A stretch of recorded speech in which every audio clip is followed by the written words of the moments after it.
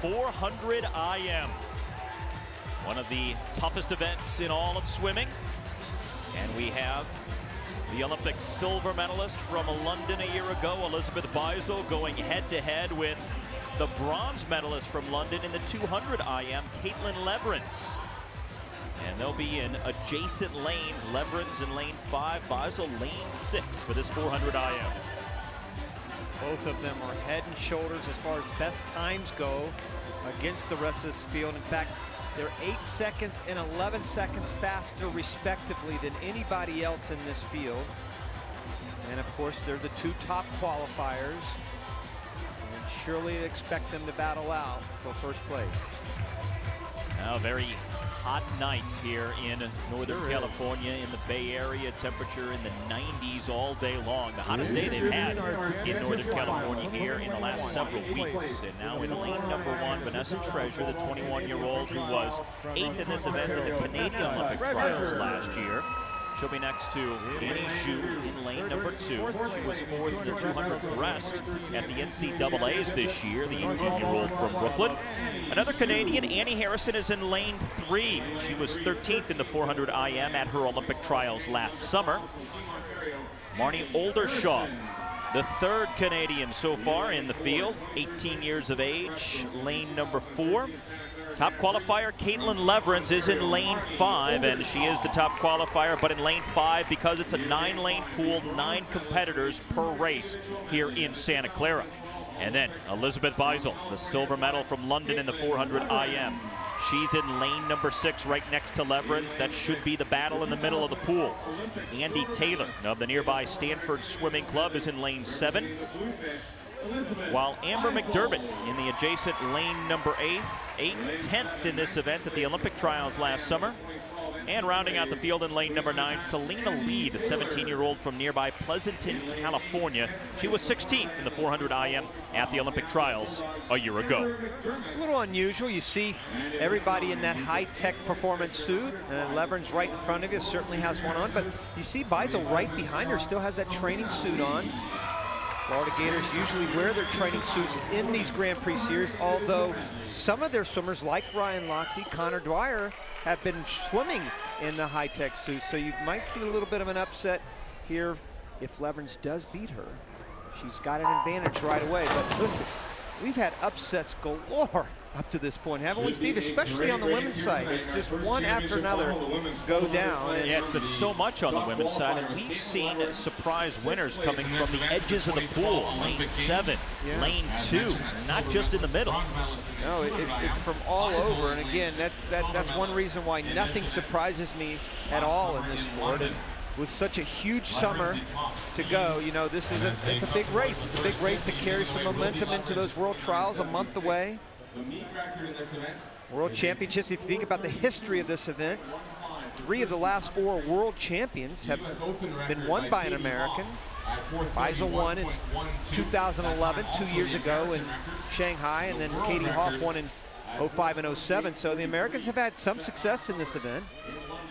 Now as they come to the end of the fly and get set to make the turn, Caitlin Leverins has the lead in lane number 5, and that is the lane that is bracketed by the white perimeter.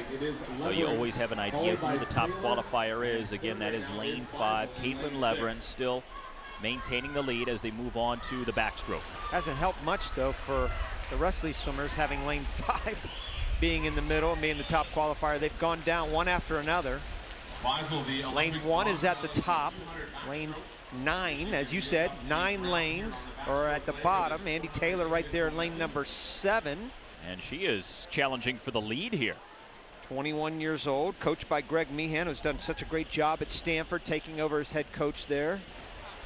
A great year this year. Actually, I think Taylor have not even gone by her. Andy Taylor, a very good backstroker.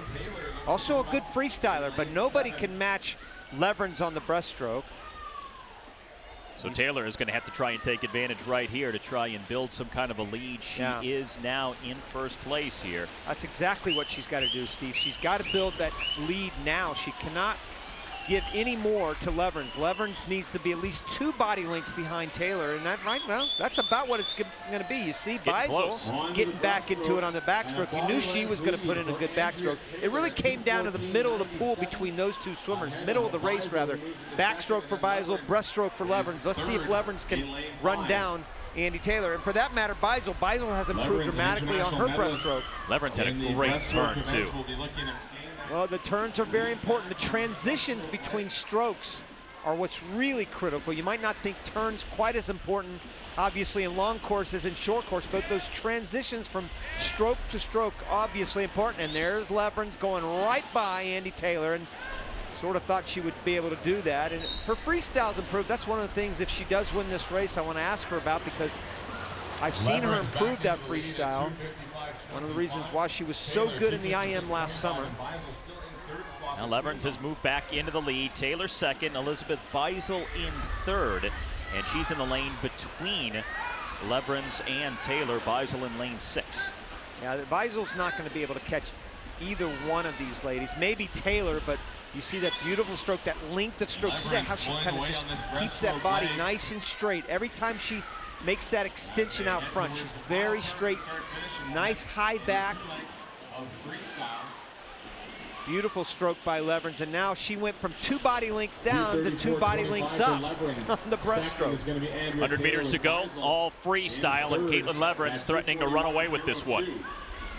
She was 6th at the Olympic Games last summer, so you know she's got a great 400 IM in her. They both ran, Beisel and Leverins ran against a wolf in sheep's clothing when Yishi Wen, a 16-year-old from China, won going away in a world record 4:28, but Leverins is way out there by herself, Steve. Well, she is really pulling away right now. Taylor hanging on to second place. Could be quite a battle for third behind those two who are out front. Only one American in the top 10 in the world so far this year. That's Maya Dorado, who didn't swim this race, even though she's here in Santa Clara. She went 4:39 earlier this year. I don't think she's got a 4:39 in her, but certainly going to be much better than she was in the prelims. So coming home now, Caitlin Leverins is going to get the win in the women's 400 IM. Andy Taylor is going to take second, and then the battle for third place is going to be tight as they come to the wall, and it will be Elizabeth Beisel in lane 6 who does take third to round out the podium. And that's where, not taking anything away from Leverins, she's just outside a top 10 time in the world this year, but that's where that suit and a taper is really going to come into play. We talked about it at the very top of the broadcast when Beisel puts that high-tech suit on, and when she comes into a taper, she's going to be much better in Indy in a month. But that was a beautiful swim by Caitlin Leverins. You see the backstroke to breaststroke exchange here. Andy Taylor way out in front on that backstroke. Like I said, a good 2 body lengths, Steve, and then all of a sudden, boom, comes the breaststroke. And Caitlin Leverins, you see her right there. That's where she's at her best, in the breaststroke. You see that beautiful extension out front.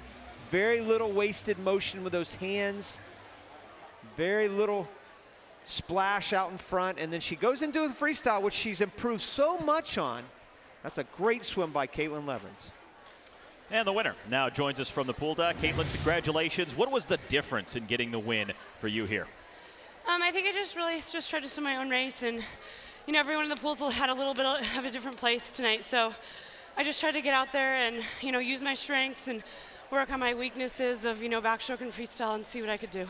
Well, you talk about your weaknesses, but really that freestyle you've worked on a lot over the last year. I think it's improved dramatically for you. Don't you think so? Yeah, definitely. I think so too. I think I have a lot of great trainers, people who push me in practice, a lot of great freestylers now at Cal, so I think that's helped a lot. Caitlin, what's the key to staying focused on such a grueling race like the 400 IM? It's tough.